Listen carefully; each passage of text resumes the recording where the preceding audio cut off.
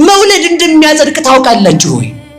መልክ ስንከለክል ደረቴ ይፈርጥም ባቴ ይቅላ ብላችሁ የበላችሁ የጠጣችሁ ስትኖሩ ላለመቸገር ብላችሁ ስትኖሩ የእግዚአብሔርን አንድ መልክ እየከለከላችሁ እንደሆነ ይገባችኋል ወይ? አንድ እግዚአብሔርን የሚመስል ሰው እያጠፋችሁ እኮ ነው ያላችሁት። እኔ እውነቴን ነው። በዚህ እንደው የሚከበሰበስ ነገር አለ። እንደው ፍርጥ አድርጌው ልረፍ። እንደው ክኒና ብትጠቀሙም ችግር የለውም የሚሉ እንደው አንዳንድ ሰው አለ ብሎ ለብ ያለ ማለት ነው። ችግር አለው ጌታዬ እነግራለሁ አስረግጬ። ባጭር ቃል ስሙኝ በደንብ አድርጋችሁ። ክኒና መጠቀም መርፌ መጠቀም አይቻልም በቤተ ክርስቲያን። 4 ነጥብ። ለምን? ተስዕሎተ መልክ ተመልከቱ። ከወንድ ዘር ከሴት ደም እናንተ እንቁላል የምትሉትን አውቀዋለሁ። እሺ አሁን እንደው ያልነቃው መስሏችሁ እንቁላል ነበር ከሴት የሚሄደው እንዳትሉ ሻቀ ስለማውቀው ዝም ብላችሁ ስሙ። ከወንድ ዘር ከሴት ደም ከተነሳ በኋላ ያ ሄዶ ተስዕሎተ መልክ 40 ቀን እስከሚሆነው ድረስ ደሙ እየረጋ ጭራጭራ ሆኖ ነው የሚቆየው።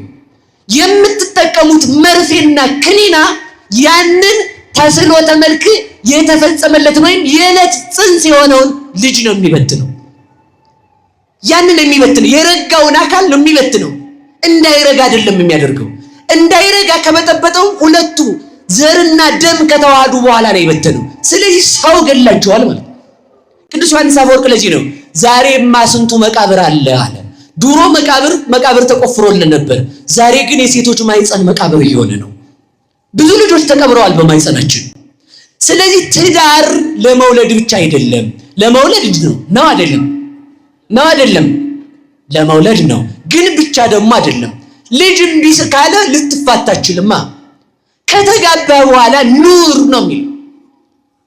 እሷ ስለመከነች ትታት መሄድ አይገባም ይላል መጽሐፍ። ሶስተኛ አንደኛው ከዝሙት ለመዳን፣ ሁለተኛ ለምን ለመውለድ በሉ እንጂ። እኔ አንድ ነገር ብቻ ልንገራችሁ። እስኪ እጃችሁን አውጡ ሁላችሁ። ከአሞራና ከእናንተ ማን ይበልጣል? አበሉ እንጂ ስሙትላችሁ። ደፈረን እንዳትሉ እውነቴን ነው። ምንም እኔ በፍጹም እንኳን ይሄን የሚያህል ግዙፍ ህዝብ አንድ ተራ ሰው አልነካም። እሺ ከአሞራና ከኛ ማን ይበልጣል? በተፈጥሮ እኛ፣ በስራ ማን ይበልጠናል? ንገሩኝ እንጂ። አንድ ነገር ብቻ ልንገራችሁ። አንድ የምትጠቅማችሁ። አሞራ እንቁላል ይጥላል። እንቁላል ከጣለ በኋላ ሲፈለፍለው 40 ቀን ከሞላው በኋላ አሞራ መልኩ ቀይ ነው ጥቁር ነው? የምታውቁትን ቀይ ነው ጥቁር ነው? ጥቁር ነው። ስለዚህ ሲፈለፍለው ጫጩት ከእንቁላል ሲወጣ ቀይ ነው ጥቁር ነው? ቀይ ነው። ስለዚህ ሲያያት የአሞራ ልጅ ምን ሆነች? ቀይ። አራ ከዚህ በኋላ አልታቀፋትም፣ ልጅ አይደለችም፣ እኔን አትመስልም አለ ማለት። ትቷት 40 ቀን ያልጭልጥ ብሎ ቤቱ ትቶት የፈለፈለውን እንቁላል በጣም አስተውሱ ስለሚጠቅማችሁ ነው። እግዚአብሔር ቸራትን እኔ እንደው በጣም ሲገርመኝ ነበር። ዛፍ ደገፍ ብላችሁ ስታዩ ቁጫጮች በዛፉ ላይ ሲወጡ ታያላችሁ አይደል? እግዚአብሔር በዛፉ ላይ ቁጫጭን እያወጣ ለዚያ ለጫጭቱ ካፉ በሚወጣው ምራቅ እየሳበ ሲል ትንፋሹ ይወጣል። ሲል ምራቁን ሲስበው ጫጭቶቹ እየገቡ እየበላ ይሰንብታል እስከ 40 ቀን። በ40 ቀን መቼም አሞራ ተስፋ አይቆርጥም። እየዞራ ሲያደርግ ሰውነቱ ጥቁር ሆኖ ያደርገዋል። መስታወት አይደል የሰውነታቸው። አረ ልጅን ማን አምጥቶ ጣለልኝ ብሎ በ40 ቀኑ ይታቀፈዋል። እስከ 40 ቀን ድረስ አሞራን ያልዘነጋ እግዚአብሔር የኛ ልጅ ይዘነጋል ወይ ነው? የእውነቴን ነው። እግዚአብሔር የሚወቅሰን በዚህ ነው።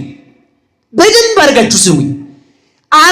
የአሞራ ልጅ መብረር የማይችለውን እባብ እንዳይበላው እናቱ ትታው ሄዳ እንዳትቀር ተስፋ እንዳትቆርጥ ቤቷን እንድትጎበኝ ያደረግኩ፣ ለአሞራ 40 ቀን ሙሉ ብርድ እንዳይገለው የጠበቅኩ፣ ቁጫጭን ስመግበው የኖርኩ፣ በመልኬ የፈጠርኩትን የሰው ልጅ ረሳዋለሁ ይለናል። በመልኩ የፈጠረኝን እኔን ይረሳኛል ወይ? እግዚአብሔር አይረሳኝም። ስለዚህ ሁላችሁ እግዚአብሔርን ከሚያስቀይም ነገር መካከል አንዱ እግዚአብሔርን መጠርጠር ነው። እንደው ትናንት እንደው የታምሽተሽ ነው ልብሽ ቀረት ያለው ካልካት ምን ለማለት ፈልገህ ነው አንተ? እኔን ነው እንዴ በዚህ የምትጠረጥረኝ ትላለች ማለት ነው። ግን ሰው ሲጠረጠር አይወድም ሰው ሲጠረጠር። ታዲያ እግዚአብሔር ሲጠረጥሩት ይወዳሉ ወይ ነው? አሁን በሞት ያፈርሰዋል። እንደው ምንም የሚሰርቀውን ሰው የራሱ ሌባም ቢሆን እንደው አንተ እኮ ብር አትነካም ብላችሁ ፊቱ ቁጭ አድርጋችሁ ብከዱ ይሰርቃል በሉ ንገሩኝ እንጂ እና አንድ ነገርም ትዝ አለኝ። ሳህሉ ሌቦ የሚባል ነበር በነገስታቱ ዘመንና በጣም ታዋቂ ሌባ ነው። ነገስታቱ ምን ያደርጋሉ? እየሰረቀ ሲያስቸግር ግንባሩ ላይ ሳህሉ